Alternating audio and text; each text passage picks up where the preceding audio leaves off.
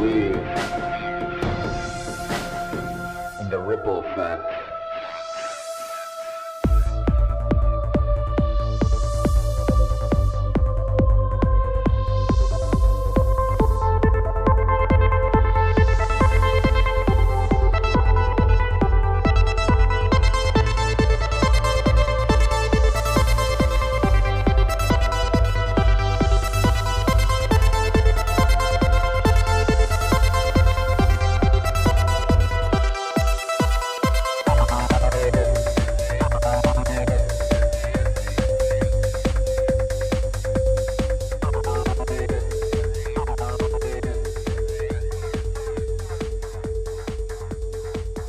What's up? Another episode of Ripple Effect Podcast. Of course, I'm your host, Ricardo Brandes, also known as Ricky Brandes, and a great episode for you today. Today, we have returning guest, Cristián from the Last American Vagabond, one of the best places to keep up with current events and news and figure out what the hell is going on in the world today.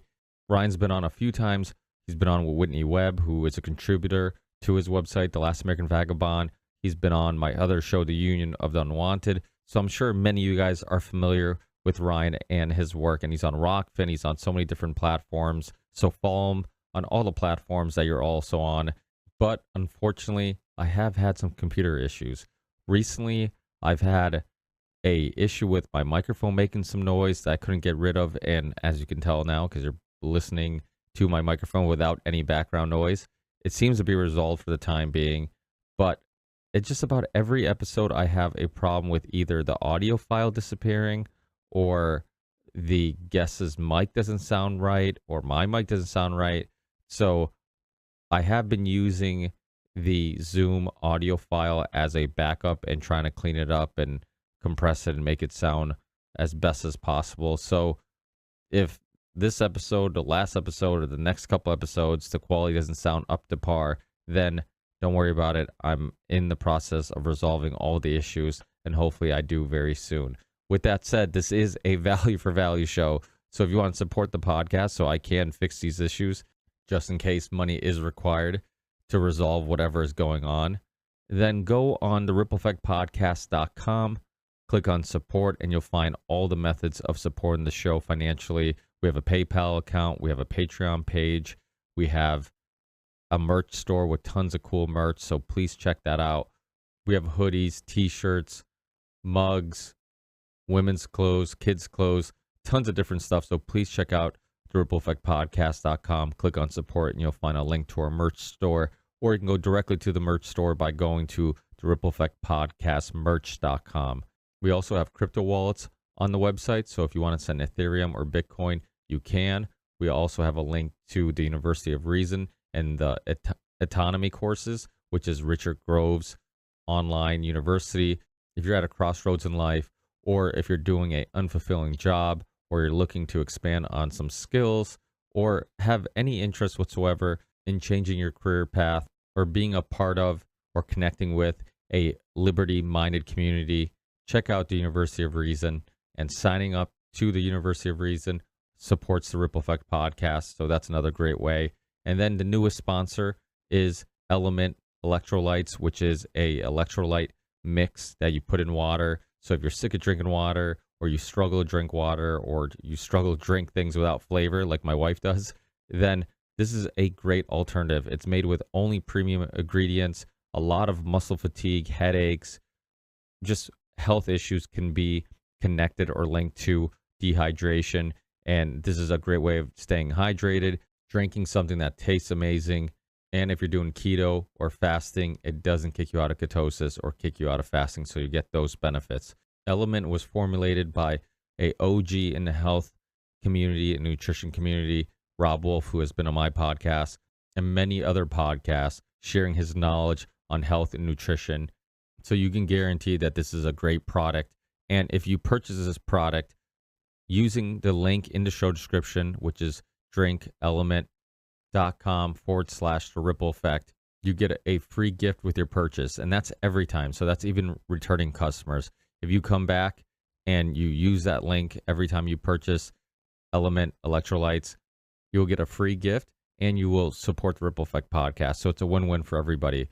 And of course, like I always tell you guys, if you can't support the show financially, obviously the whole world's going to hell and there's a lot going on. I'm being a little sarcastic, but you get my point. Inflation is going crazy. Prices of everything is super high. So if you can't support the show financially, just rate the show, review the show, tell people about the show, watch the show on platforms like Rockfin, and hopefully that will help fight against the algorithms that are suppressing shows like mine. And people who are reviewing the show, I really appreciate it. There's been some really, really nice reviews of late. And from the bottom of my heart, I truly appreciate the kind words. And enjoy this podcast and the many podcasts that I have already recorded and can't find time to release. I really wish I could do this full time and I could release these shows quicker. But unfortunately, I'm very far from the goal of doing this full time.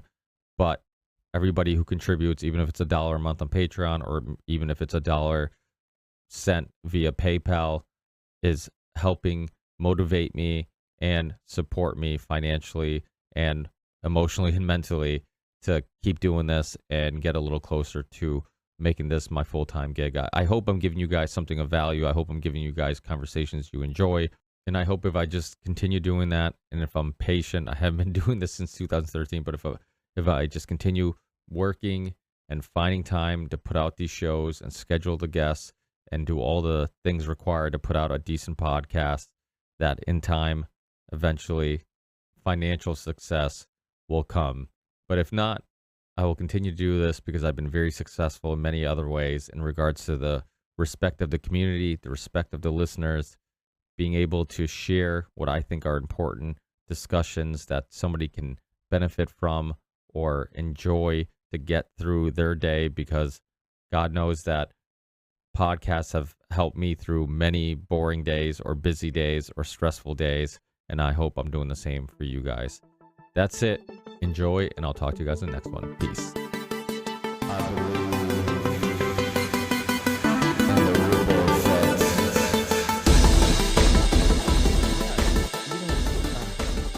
might as well just keep this rolling because this is basically my podcast anyways. It's just us talking. Yeah. But yeah, go ahead. No, I was just gonna say I'll keep it as about as close as I can get without putting it in my mouth. So I'll keep it. Yeah, it's the thing about my studio is every once in a while I'll get this weird like hiss, I can't figure out what it is. I don't know if it's like if I plug in my phone and charge it while I'm doing a show, sometimes I'll get a background hiss. Sometimes if it's like it's a basement, so sometimes if it's cold, I'll put on a little space heater, and next thing you know, I get so it's like you never know. And then I'll turn all that stuff off and I'll unplug my phone and everything, restart everything, and it's still there. So then I'm like, I don't know what else to do. It's it can be a little frustrating, but we'll get right into what I know. You were just live actually not too long ago because I was listening to you in the background. For people who wasn't listening to your most recent show and some of your most recent work, what topics have caught your eye? And obviously there's endless amounts of things to talk about, but what topics and subjects do you think are the most important to cover right now? Ooh, that's a big question. It's hard to say. Like for me, it becomes so day to day, which is in and of itself sort of a problem. Where you kind of get sucked into like the joke I make, whatever the new dangly cat toy is. It's like, well, here's what you should focus on today. We all bad at it. And it's like, it's hard to pick out the one big thing. And what I just said there, it's so important to try not to get sucked into it. But when you do what we do, you kind of have to engage with it to some degree. But obviously the biggest topics I think is for us to see what's going on with the kind of WHO discussion about the global health treaty and the amendments and all that stuff is really alarming to me because the illusion that we get to vote and influence what happens here is a whole nother discussion. But from a worldwide perspective, we have no influence over what these technocrats, these oligarchs are essentially dictating for your health and then acting like they can make your country do what they want to do for their ostensibly is best for everybody. That's a huge conversation that's really not getting enough attention. The Great Reset itself, even people like Dan Crenshaw, for crying out loud, who is literally, you could show some involvement in regard to, understanding that that's a thing, basically just dismissed it with Dave Rubin saying like, oh, I don't even care about that thing. That doesn't even mean anything. And it's like, really?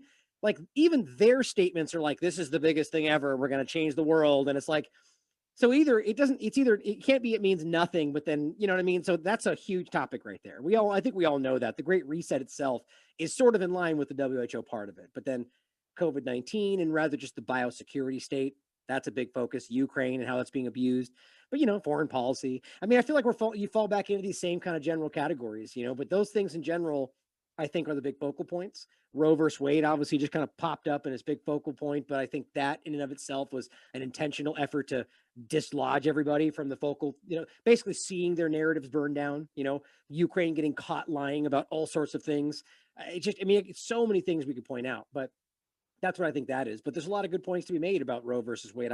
Half the show today was about that and how that's being used against us. We're all essentially terrorists, insurrectionists, depending on which side's pointing at you. It all amounts to any protest is now being seen or labeled an insurrection, by one side. It's interesting. Yeah. I can go off on plenty others. Well, what's your opinion on what happened? Like, just your personal opinion. Yeah, I mean, even I've been struggling with that the last couple shows, trying to make sure it's clear, but my opinion on why it happened and what it is, it seems like, well, I mean, just to state the facts, first of all, is that all that happened was the Supreme Court ruled, not, the majority, so there's dissenters, obviously, which is usually how it goes, pretty much party lines. I think it was specifically party lines, ruled that Roe versus Wade, should be removed, basically overruled that and saying the states should now make their own decisions.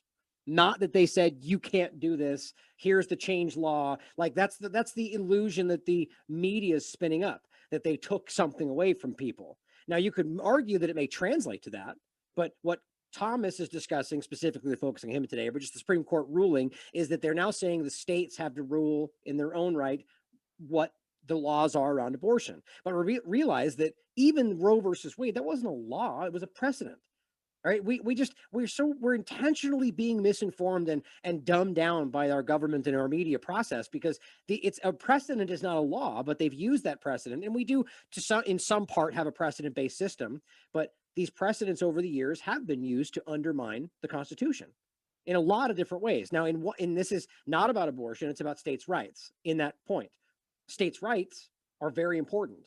But even then, I would argue from a personal point that I don't think any government in any form should not be able to dictate what you can do with your body.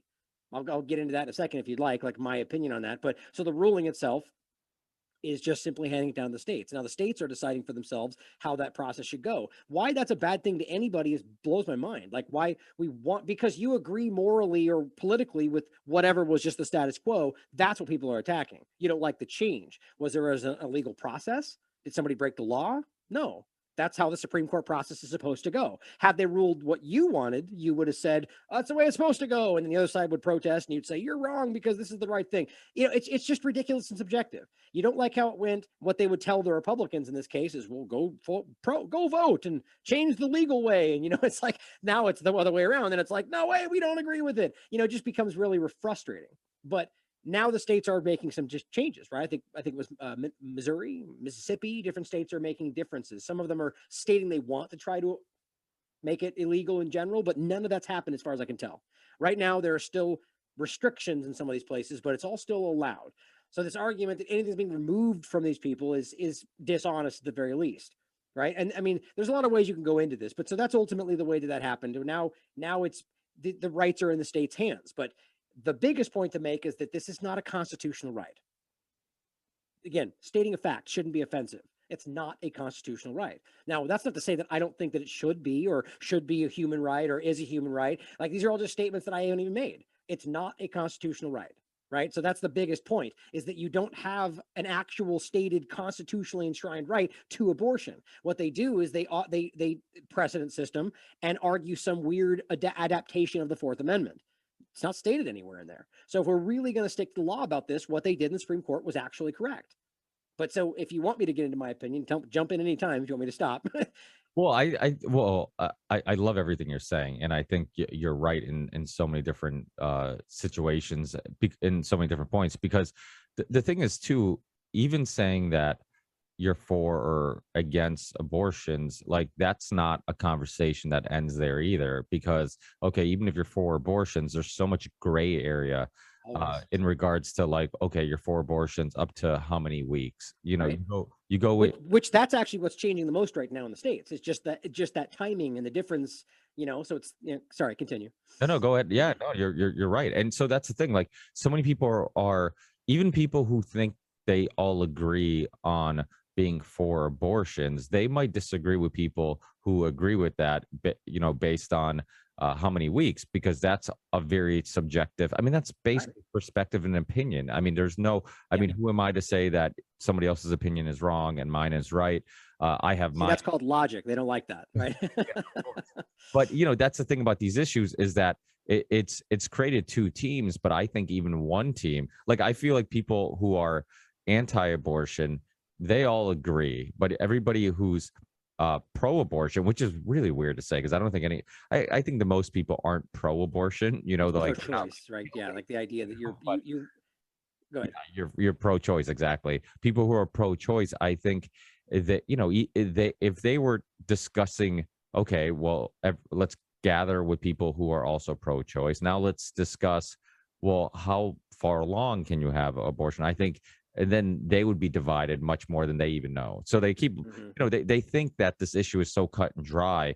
But I guess my point of saying this is that even with people they agree with, this issue isn't as cut and dry as they want it to be. And I think the whole state rights thing is super important because when you look at it, what made US different than many other countries during the COVID lockdowns was the fact that if I didn't like what Massachusetts was doing, I had the right to go to Texas, I had the right to go to Florida, I had I could migrate to somewhere else. I wasn't basically just stuck and isolated and enslaved by one person's opinions on how things should go.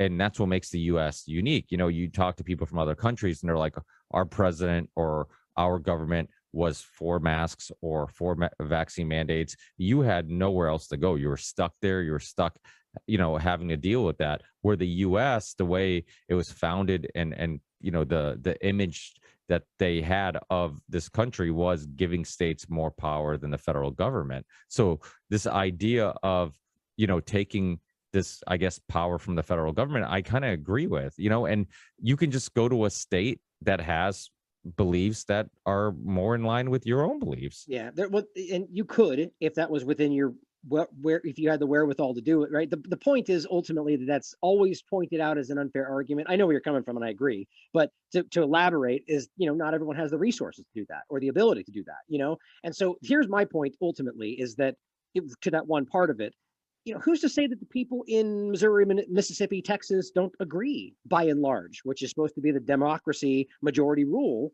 with that ruling, right? Because they don't even care about that. They're saying women in Texas should have the same rights as this person over here. First of all, acknowledging that it's not a right, so they're dumb in that first part of it. But the idea that they don't care whether people in these states majority wise want that to be the reality, and that's not even part of the conversation. Shouldn't we find out first? And if that is the case, what happens then? Right? Are you going to get, oh, okay, fine, we'll respect your state's right, but that's not what they want. You see, there's a moral stance being taken from a entire government position, or specifically in this case, the divide. But it's the same thing. There's an important conversation to be had with the alarming overlap between this and Second Amendment. It's like the same thing from the other side of the conversation. Both sides think they're fighting for what's making people safe. We're saving lives, right? We want to stop abortion because we want to save lives. We want to stop people from owning guns because we want to save lives. Both of them are attacking something people think are rights. One technically is a constitutional right, one's not. But the conversation that you should just pretend they both are to make that point and say, why is one acceptable and one not, right? Why is it okay for the left to actively and openly try to put people in the Supreme Court that they know will rule in a certain way to actively undermine and potentially remove something that shouldn't be able to be removed, the Second Amendment?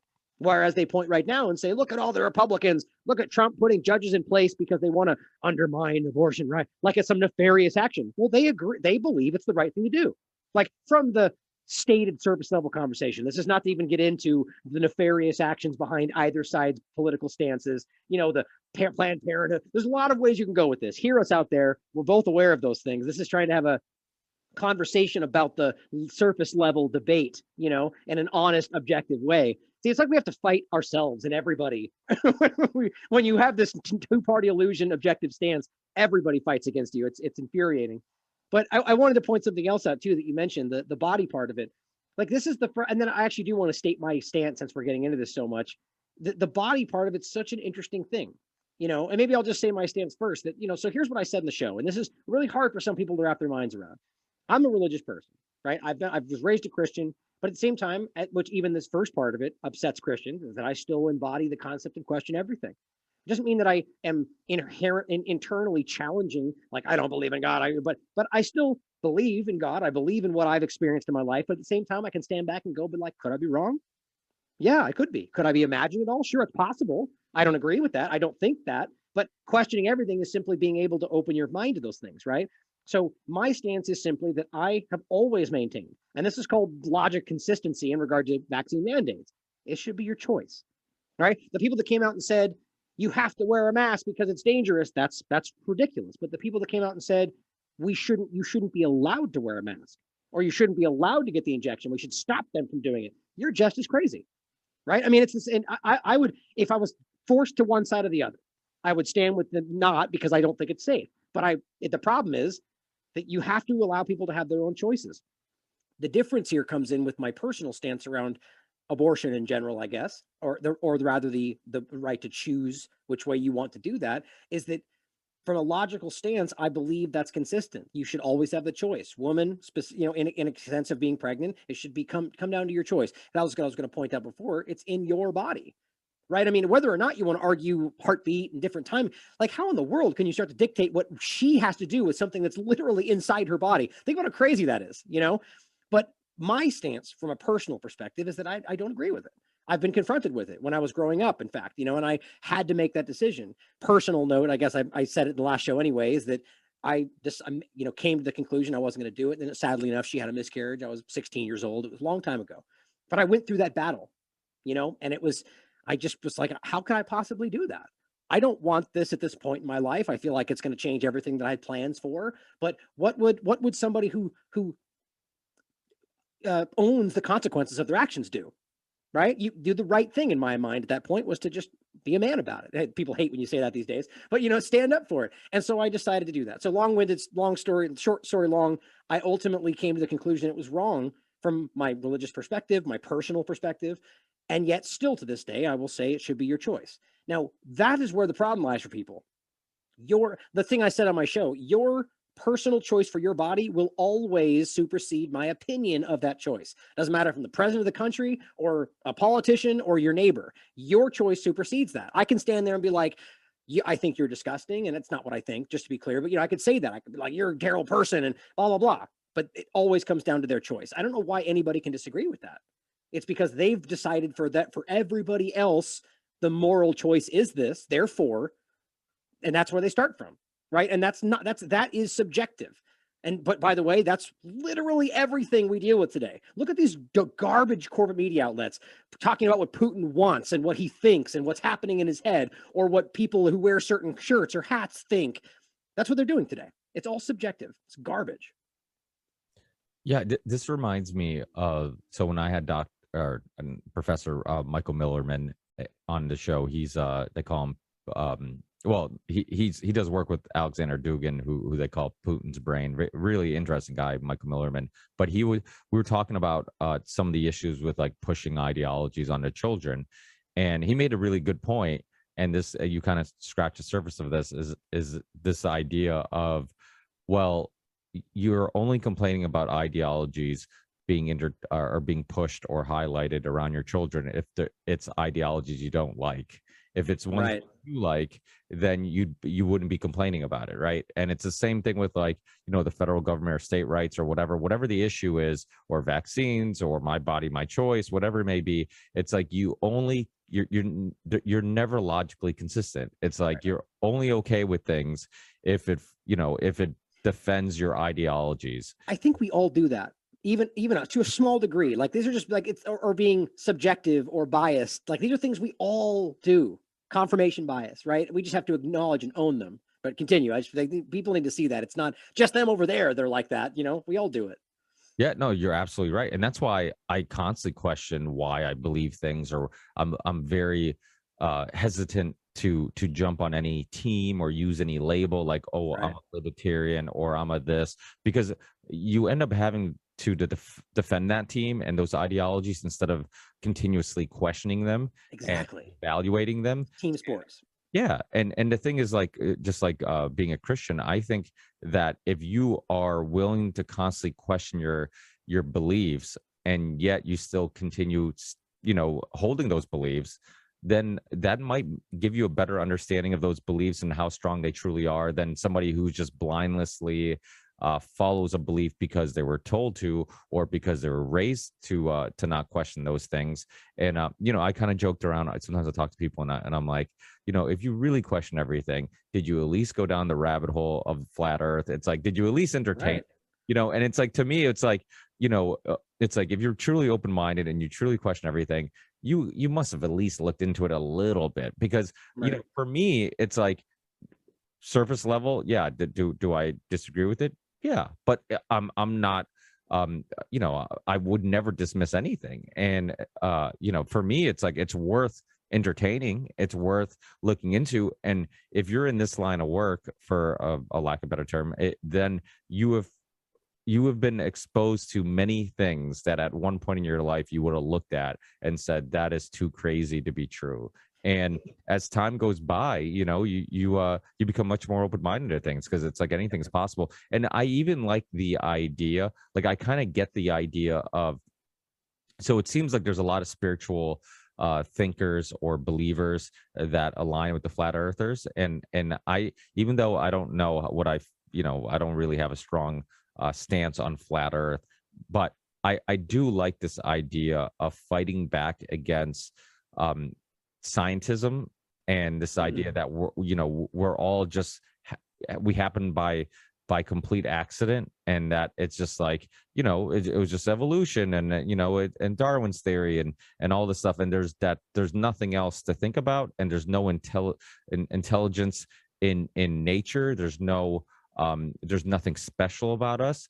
And and this goes back to, like, what you're saying before. It's like, you have to question everything. And the problem with people, and obviously you've reported on this a lot, science being the new religion, atheists, or people who are consider themselves scientifically based in regards to their worldview, they think they're certain about Right. their understanding of the world. And Historically speaking, that's never the case, ex- right? And yeah, it's funny. Go ahead. I didn't mean to cut you off. I just want to throw that in there. Go ahead. no, that's it. Yeah, you Okay. want to expand on any of those points? Yeah, yeah, definitely. Well, it's I think what's important to point out is that if anybody out there in any topic is dismissing something without research and due diligence, I don't care how crazy it looks and sounds, you have a bias, right? You are being subjective by just, oh, that story, I was trained to not look at that one. That's ultimately what's happening. Now, I'm not saying it doesn't mean that they're ridiculous, right? I mean, like, take the example you made there. Like, I made a big point about this a long time ago, actually. I did an entire show called The Flat Earth Theory and exercise and keeping an open mind. And even with that title, that's very obvious what the objective is. People will still, to this day, oh, look at, he's a flat earther. I'm like, you utter more. Like, if you even just watch the first 10 seconds of the show, the point is very clear. Now, I did what you were talking about. I spent a long time going the background on this before I even did this show. And the point was to make a clear point that even a topic that you may already think is implausible. Like, let's be clear, like, it's from a scientific or, research perspective, it wouldn't be like a ridiculous, right? Because that's already a bias. You would just be like, it seems implausible based on the things that I know already, right? So that's what that was for me already. Seems implausible. Doesn't make sense based on what I think I understand. So the point was to take something like that and be able to research it in depth with an open mind. Because if you start there, like you're saying, with the mindset that this is fake, but let's look anyway, well, you're going to find what you want to find. You're going to pick out the ones that align with what you've already decided internally. So the point was to make that clear. So I went through this whole big process. Now, I'm sure there are things that I didn't go over that they would think that I missed, and blah, in any case, maybe new things that have come up. But my conclusion was simply, and what you might expect, is that it's not true. I could be wrong. And see, there's the objective part. Like, maybe but the point is that it seems pretty clear to me that that's not what happened. It's sort of like the moon discussion, where there's a lot of unexplainable things. A lot of them. The Antarctica discussion, like we can go off on that topic forever. There's a lot of very unexplainable things that don't make sense, and so on. Now, does that therefore mean it's flat? Well, no. In my experience, that means there's something going on. You add up enough of those points that are all unexplainable, they go, see, it's flat. Because you have those people, in my opinion, have a preconceived idea of what's already supposed to be found. Same thing with the moon idea, right? The argument that here's a funny one. I think it's almost like cartoonish at this point that we still pretend the narrative around the moon is real and that was the story. I mean, scientifically, technologically, you can prove that they couldn't have done that. I mean, it's so funny to me that, oh yeah, I'm on a live phone call with the moon right now. It's real time. Sure. But anyway, the point is that, does that mean that it was not real? Does that mean the moon doesn't exist? Well, I think that's ridiculous personally. But again, so there I go. There's my bias. I think that's implausible. But the point was that it could just mean that they lied about something. Maybe they found something they didn't want us to see. Maybe it was that they were trying to fake it to beat the Russians and then eventually went back. There's a lot of unknown, but people will say that's because it didn't happen.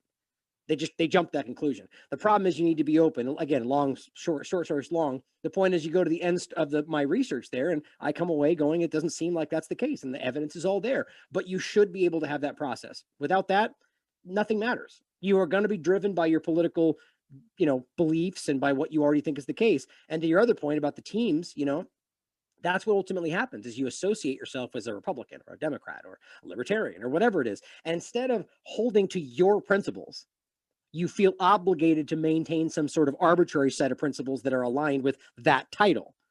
That's what's happening right now. Like, how about this point? You're probably interested in this. You've seen the whole people fleeing the Democrats to become Republicans. I forget what that hashtag is. It's like something, I don't know. I don't remember what the hashtag is, but the idea that there's all these Democrats fleeing over to the Republican side. Now, why is that a commendable thing? Now, I'm not saying that you can't change your mind, but so you've lived your whole life under a set of principles that you align with the Democrat Party. Now, you argue that they no longer embody those, but you can't argue that the Republicans embody all the things you just said were all Democrat things.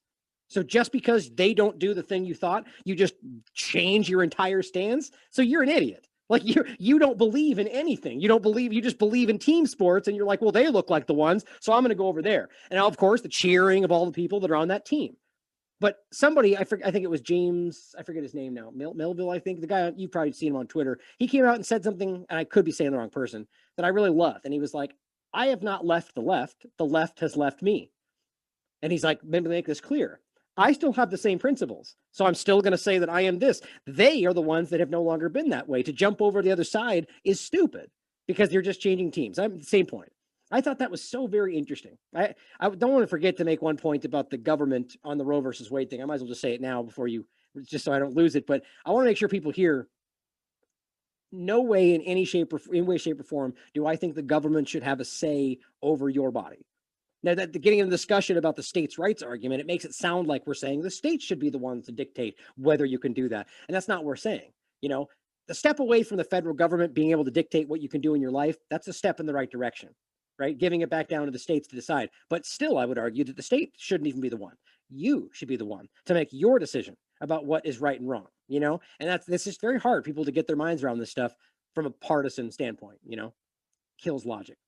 Yeah, I mean, logic has been lost for a long time, but it's become much more obvious how lost it is. When you see people who are so openly upset about this, one, they're misinformed because they're saying that they're acting like abortion is now illegal in 50 states, and it's like, wait, you do know you could still get abortion, right?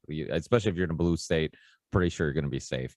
But it's also I just didn't see the same passion when you're pushing a experimental technology in a form of a vaccine onto children that had zero say in any of it, and are at just about zero risk to any of it. And it's like, where was the same passion? Where was the same, so it's like you become this pawn in a game.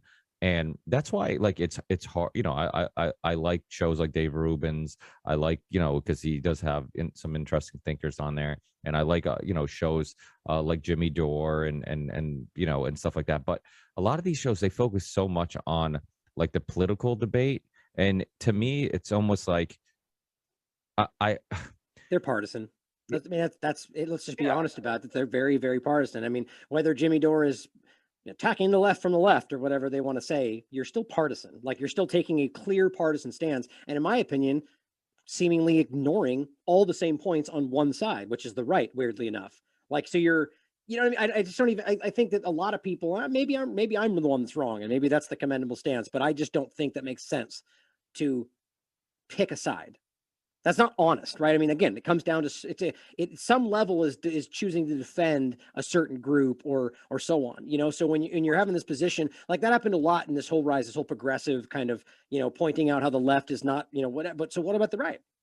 Right? Like, what, you all go on Tucker Carlson and you all point to the left. Yeah, they can't do this, and they all love it. They're like, yeah, attack yourselves, you know. And they all cheer it on. But they see you as a as a parody, right? I mean, that's how most of the right talks about those kind of things. It's like you're using them against themselves. But at the end of the day, all those same points can be made against the right. And I can take the same point that Tucker Carlson and the rest of them, they very rarely point at the right party and say, look at what the Republicans are doing and look at what we're doing. Look at what Trump did that started, that led to what Biden's now doing. There's no objectivity. You know, sorry, I went off on that. I know that wasn't your point, but it bothers me to see that kind of one-sided discussion. And again, this is why people like us that are, you know, stand by the objectivity regardless of the party, you know, we tend to get ostracized by most of the community because people tapped into that partisanship. You know, it's frustrating, but I think it's right.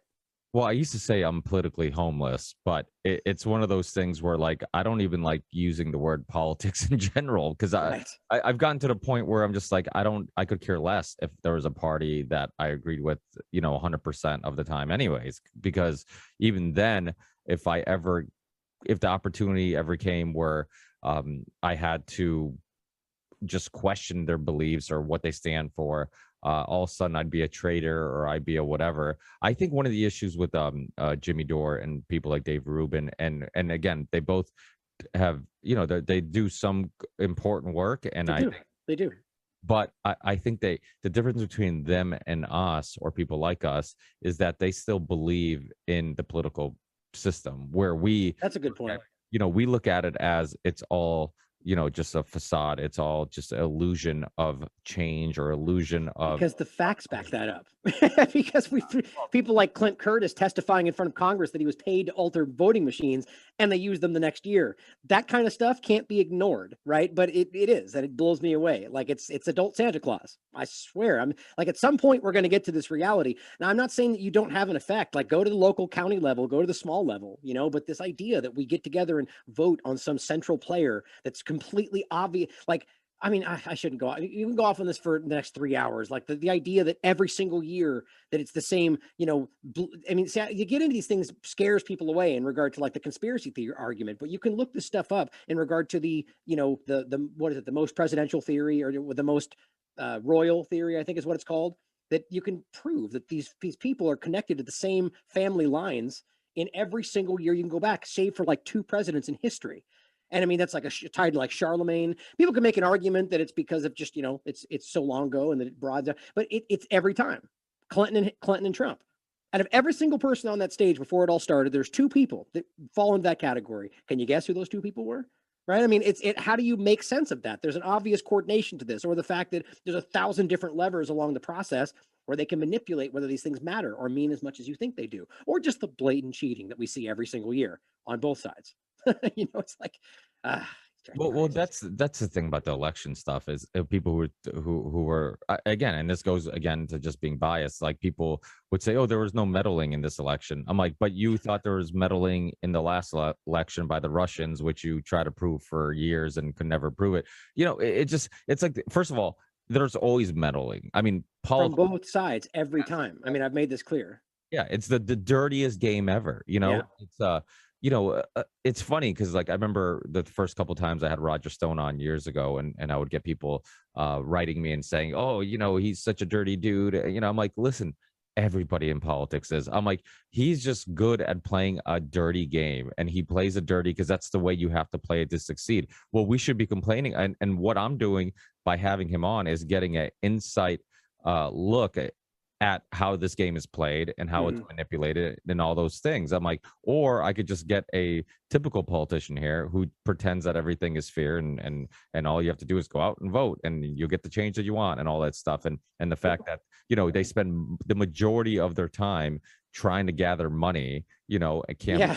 I mean, you spend, first of all, you spend millions of dollars to get a job that pays you thousands of dollars. You spend tons of time just asking for money from people who will not, all the time. yeah, and we know pretty well that like the richer you are, the cheaper you are. So the only way you're giving all this money to a politician is because you're expecting to get something in return. So this idea that it's like, you're just, and then super PACs, I mean, it's all nonsense. It's like lobbying in general is broken the system. I mean, the idea that these people are going to pay them all this money under a guise that they'll do nothing, or rather, I said that wrong way, but that the illusion they'll do nothing is ridiculous. I mean, they obviously know that it's tit for tat. Now, there's a stat that goes back decades, and I'm sure it's gotten worse these days, and it's something like 97, 98% of the time, the candidate that raises the most money wins.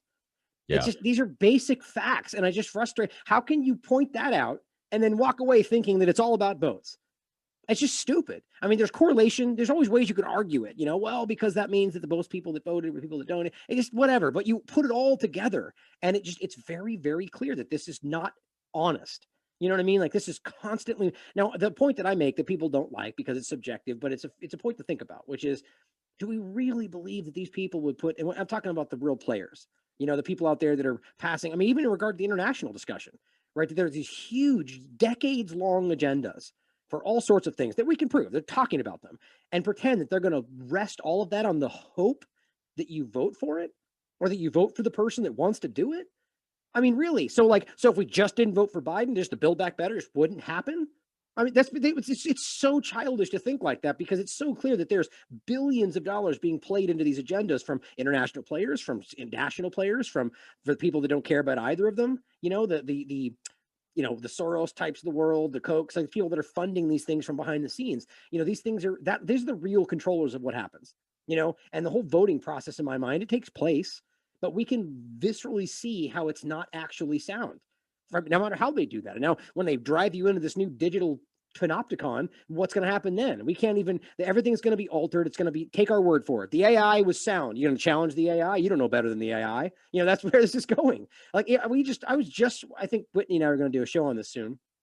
Eric Schmidt just literally had a podcast where he basically said, not basically, I mean, I don't want to say verbatim because I can't remember the quote, but he said specifically that where we're going in a very short period of time is where AI essentially makes our decisions for us, like from a national level.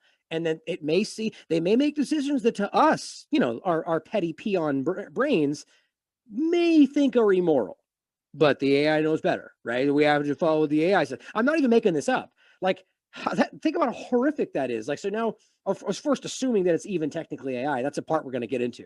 This whole conversation about this sentient artificial intelligence they're talking about from Google, but like disputing it. Do you ever see that where they're saying like it went sentient, and then they're like, no, it didn't, you liar. That's what's happening right now. It's very weird.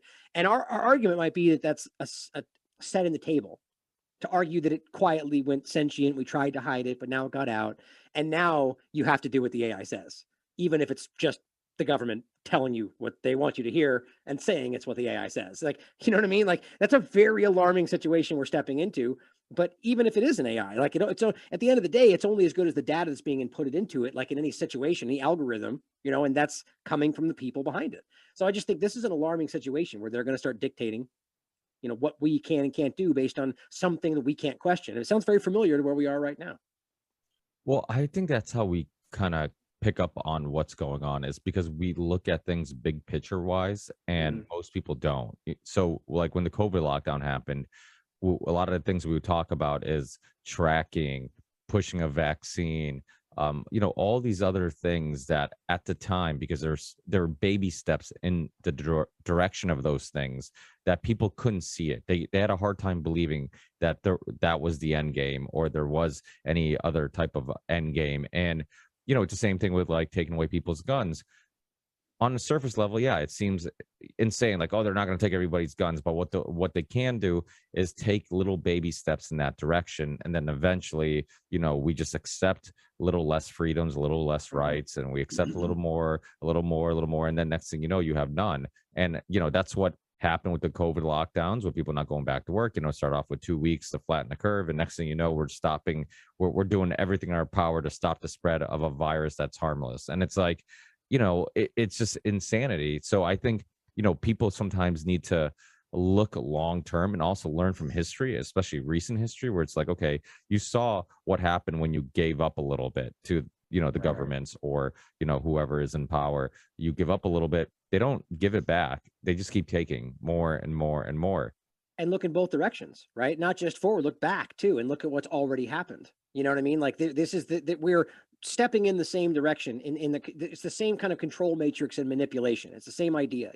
They're. I mean, how about an example to what you just said in regard to the lockdowns, or what did that do? Well, it drove people to the Zoom meetings and Zoom conferences, and then, oh, what do you know? Here's metaverse, and it's like, oh, did you just make that? No, we've been building it for 4 years. Weird how that just perfectly timed into it, right? It's just there's so many things like that are correlation. It could just be that they ramped up their production and just so happened to get the metaverse discussion coming out while we were arguing we should stay on Zoom, more, to keep us safe, or that there's been more plans than we realize. There's a lot of that. Like, you got to look back to things that were already happening. BlackRock, what's another example I was talking about? I mean, even simply like right before, like the stock actions taken by people in power, there's obvious examples that show you that this was something that was coming. Whatever we're talking about today, and how it's been the plans for the Great Reset, the plans for vaccine passports from the UK being documented in 2018 to culminate right now. There's so many of these points. And that's what's so infuriating for people in our position is it's like, come on, guys, I'm not asking you to do trigonometry here. It's like, just look in front of you at the connection. It's obvious that at some level they saw this coming.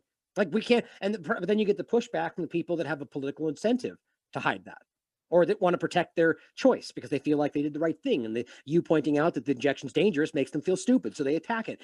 We deal with all of this. It's all social engineering, but this stuff takes time. Now, I don't think they're as competent as we like to pretend they are. As I always say, they'd always rather look incompetent than criminal. But I also point out all the time that they make really stupid choices and clumsy actions because there's people, right? The agenda can be pretty smart, but there are dumb people on the peripheral, that are involved in the government action, that take individual action or jump ahead of things out in the international community. I point that all the time in foreign policy, where people like Zelensky will jump out and say something because he wants it to happen. Even if it's part of the plan, they're going like, whoa, you moron, that wasn't supposed to happen for 2 weeks. That kind of stuff happens all over the place. And we just need to realize that they are exposing their hand all the time. And we just, and part of the social engineering is making sure that just keeps controlled. But I do think that's a minority thing. They always highlight that minority as the majority, Yeah, I mean, it's similar to reading PNAC and then thinking, oh, Right. okay, 9/11's not related. It's like, no, they talked about this, and regardless what people feel about 9/11, and if it was inside job, if it was the government, if it was foreign governments, either way, there's definitely enough evidence to prove that nobody did everything they could to stop it. In other words, they probably let it happen. It's a kind way to say that, but I agree. And it's like, and then you see what's us in the Middle East, and how much money and time and effort we spend in the Middle East, to think that like PNAC was the beginning of that. And you could, it's like you couldn't see the big picture from that one document. But Yeah. it also reflects how, like you said, like a lot of times the stuff is out in the open if you just are aware of what's the people in power that you should be paying attention to, and then the Council for Foreign Relation and all these groups that openly talk about what the future of humanity should look like. So Which is scary anytime that sentence is even discussed. But but you can go all the way back to the 70s and Zbigniew Brzezinski, and discussing the balkanization of like talking about starting in Afghanistan. Weird how it's exactly what a random series of events, and we have to go into Afghanistan. Weren't we talking about Iraq? Oh, shut up. Or, it doesn't even matter. It's like, well, we're supposed to start in Afghanistan. Was that a clumsy thing they messed up? Probably, right? Why did we shift to, like, why make the focus Afghanistan and Iraq, and then suddenly, ultimately it just seems that there's an obvious plan, and things change. We call things out. Somebody has a FOIA request, some kind of thing gets leaked, or and they just have multiple varying facets of the plan, but we can see the continuity of it. And then I love pointing out that Mika on Morning Joe is his daughter, which is creepy and weird. Brzezinski is Zbigniew Brzezinski in itself, but there's so much continuity there. And then I also want to point out if we have to wrap up, but the Trump conversation, remember that Trump himself said during his administration that early on too, that what we need is another 9/11 like event to bring the people together. And then COVID happened. Right now, whether that was what they meant for it to happen, bring us together, and it didn't work out. The point is that it's similar type event, isn't it? It was a catastrophic event that was meant to bring us all together to fight the scourge of COVID-19. It just didn't, I think they just were clumsy, and we exposed a lot of their lies early on. But that's exactly what happened, right? The PNAC, for people that don't know what he was talking about, the Project for a New American Century, and the Pearl Harbor discussion, right? That we need another Pearl Harbor-like event is what it literally said to do exactly what ultimately happened, right? I mean, it's just very clumsy and obvious, and you can hear them talking about it almost in the joking way, like they got away with it, in their little think tank meetings. It's creepy, but I think that's important to think about, whether or not that was exactly what was supposed to happen. I think I agree with that, but. And remember that general that saw, who was he? The one who saw the documents about all the countries they're gonna invade. I don't know if it was a Democracy Now episode or somewhere, where he was one of the generals that said that he saw the document. Oh, Clark. Wesley Clark. Yeah, that was the 7 countries in 5 years, which that's again. Maybe, and this is a good example actually, because it didn't happen in 5 years, but every single country he lists off, well, look at that regime change. Oh, bad guy shot protesters. Oh, look at that. Weird how it just exactly lined up. These are the things we're talking about. Now, by itself, could it have been coincidence? Of course. Could it still be? Sure. I find that hard to believe, but you factor in everything else that's happened since, and it's just clumsy and obvious, and we just pretend it's not there, And the point was, obviously, it took longer than 5 years. But that I argue is because of what people like us and what's happening in the world, or, factoring in that it won't just take 3 weeks to overthrow Iraq. It's like these things change what their dynamic is, and all of a sudden everything shifts, and then we have to change it. But the plan was still in action. Right now they're still aggressively trying to regime change Iran. Iran was one of the numbers. That's one of the ones they still haven't got to yet. And we can talk about the central banks and the different conversations there. That's a valid one too. But there's so much there. It's just, we need to start realizing that if you're choosing a team left, team right, you're going to ignore the big picture, whether you realize it or not. That's what it's designed to do. It melts away your logic, and you'll ignore the big thing when it happens, when your guy's involved and blah, blah, blah. But even if you see it when their guy's involved, the other side's doing the other thing too. And then they're not seeing it. It makes sure that we never change. Yeah, I give Fox a lot of credit for being the only ones who are interviewing a lot of the people that actually, some of the same people we've interviewed on our shows. But it doesn't mean that once we jump into a war, they won't be just as pro-war as the other news stations. So, well, if I can comment on that, though, I think what's important to see, and this is kind of the same example you're saying about the progressives, or the Rubens, the kind of thing like that, is that there's still good stuff that comes out of there. There's still good conversations, people that go on there on Fox, let's say, with Tucker and have good conversations. I mean, I've showed clips of his on my show, but we need to realize, at least in my opinion, this is my perspective, is that there's a limited hangout happening there.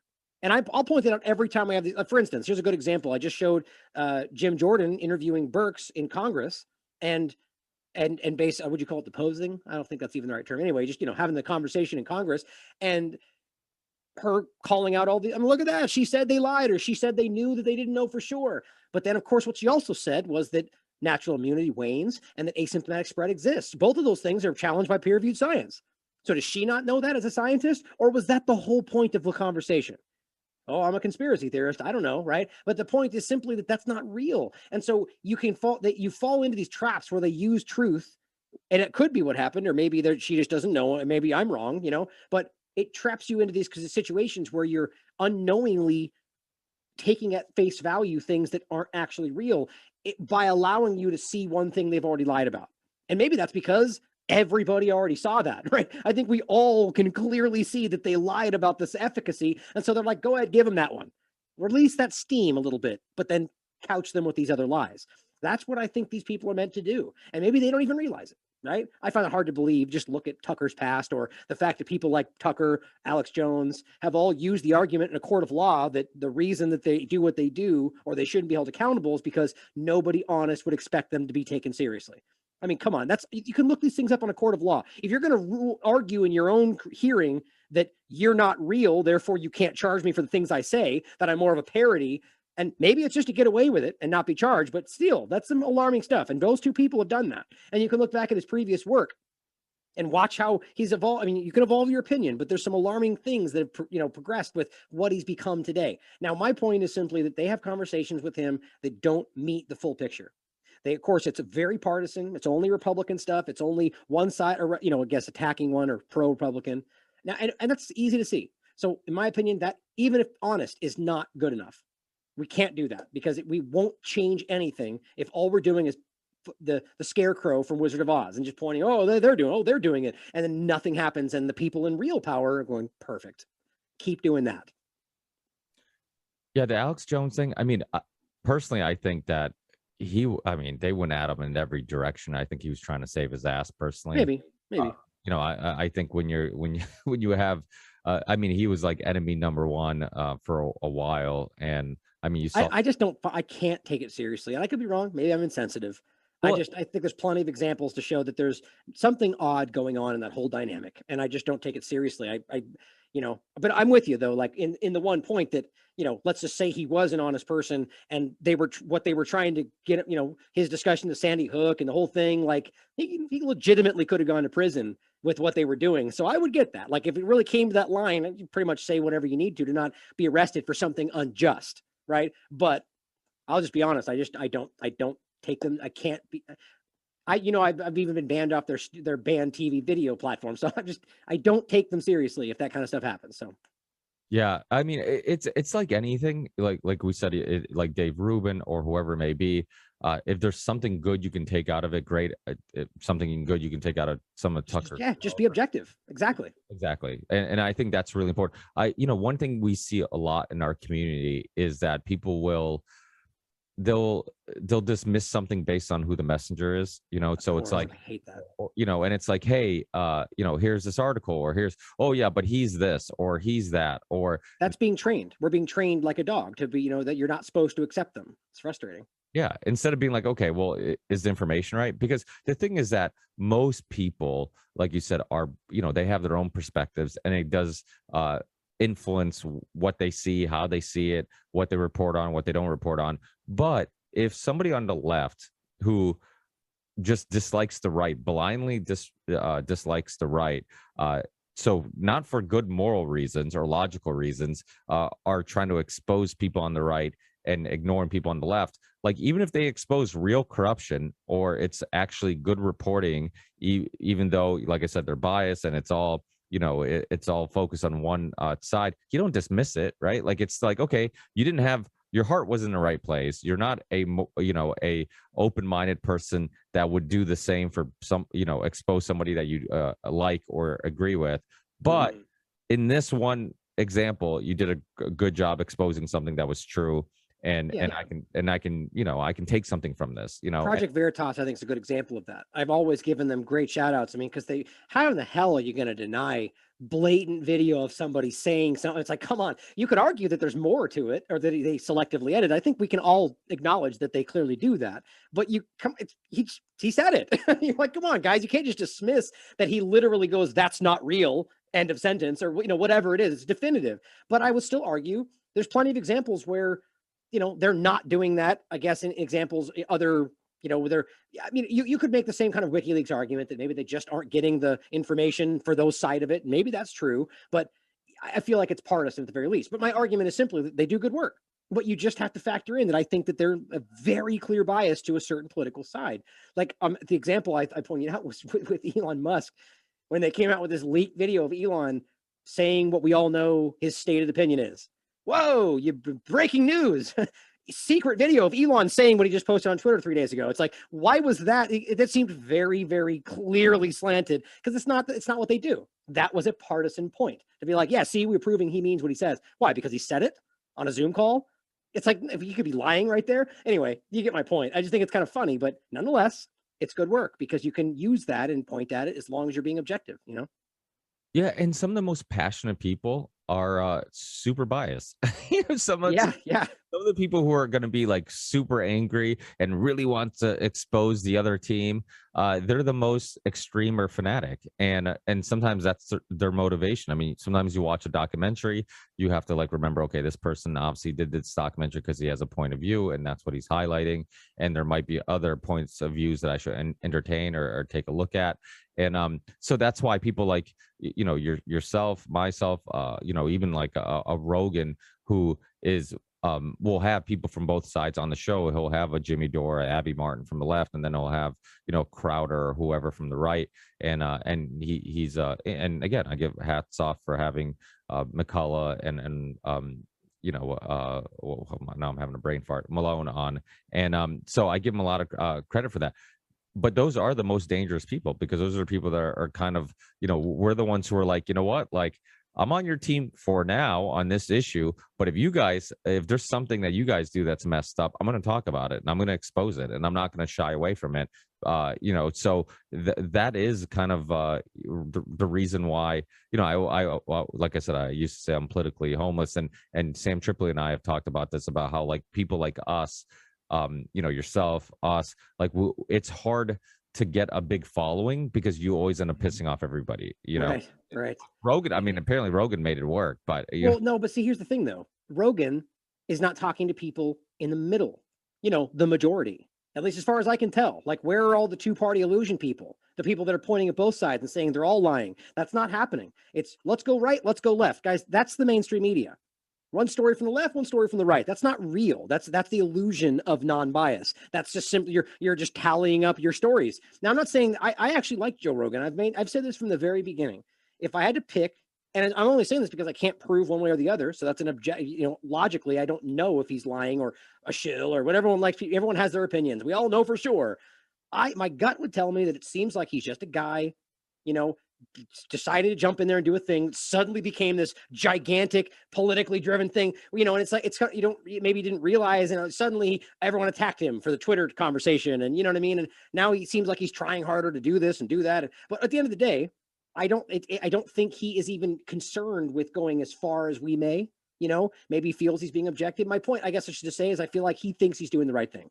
I don't know how I could know that. That's intention. I'm just saying that's my opinion. But at the end of the day, I still question it. I see plenty of things that he does or doesn't ask, and you kind of go, man, but he doesn't know, maybe he doesn't know the same things we're talking about, and so on. So just objectivity. That's always where it comes down to. Question everything. But I would love to see him talk to somebody who's willing to stand on that show and say that side's lying and that side's lying, right? Talk about all this stuff. The last time, here's actually a good example of why, and then I'm gonna have to bounce. The last thing, they before they got to where he is today, they used to talk about all sorts of crazy conspiracy theories, or they used to get into some deep, weird stuff because it was fun. But now they're more worried about getting attacked and different things, so they don't. But that was the closest they had to like just having a nonpartisan conversation about all sorts of things. That's what's fun. I hope he does it. Hey, invite me on. That wasn't the point, but have somebody out there that's on our vein. I would love to see that. I give him and Jones a little bit of leniency, because I couldn't imagine having the type of platforms they have, the type of pressure, even if you want to go out and just say what you want to say. I mean, Rogan's one of those people that it's like, if he says anything that they can use as a weapon against him, they will. And yeah, I agree. I mean, I don't even know how he has these comfortable, casual conversations without having that pondering anxiety or stress about like, oh, if I word this wrong, somebody's gonna, I'm gonna be headline news. So I get, that type of pressure, people's beliefs, when they get tested, that's when you really find out, how strongly you believe these things. I've said this recently about Scott Horton. I love Scott Horton. He's been on my show a bunch. He's been on the You Done Wanda with us. But during the COVID lockdowns, we had like a 90-minute disagreement about the lockdowns. And I was very stunned by some of his, how much leniency he was giving to the experts, quote unquote, and the federal government. And to me, it was like, okay, your libertarian views are being, now's the time, it's being tested, because now, there's some fear about, your well-being and your health and all these things. And that's all it took for you to like now question your beliefs. So yeah, it's just it was interesting, but you know, again, like I have a smaller show. I don't know what it's like to have that much pressure on me. I'd like to believe that we'd be just as casual, but who knows, you know? So, but for people listening, I know you got to go. For people listening who want to keep up with your work, where's the best places, and so on and so forth. TheLastAmericanVagabond.com. Always the best place to go, right there. Seriously, like always the best place to go directly to the source. You know, I mean, right now, some of the best platforms are, you know, I mean, even though as much as I've called out Rumble for being sort of like this seemingly stepping into the next YouTube situation, I mean, great views, great engagement. So I'm using it right now. But my point is, make sure you use multiple platforms, because I still feel like Rumble's going to pull that rug out. Maybe I'm wrong, but it's not wrong to be concerned about having another thing happen like what happened with YouTube. But BitChute, Odyssey, and so on, guys, make sure you check out the work. But go to the website, subscribe to the podcast, because we will get censored again. It's just inevitable. So thanks for having me on, brother. We should do it again soon. I always love talking with you. Yeah, absolutely. Thanks, Ryan. Hey, enjoy the rest of your day, and we'll stay in touch. Thanks, man. Take care.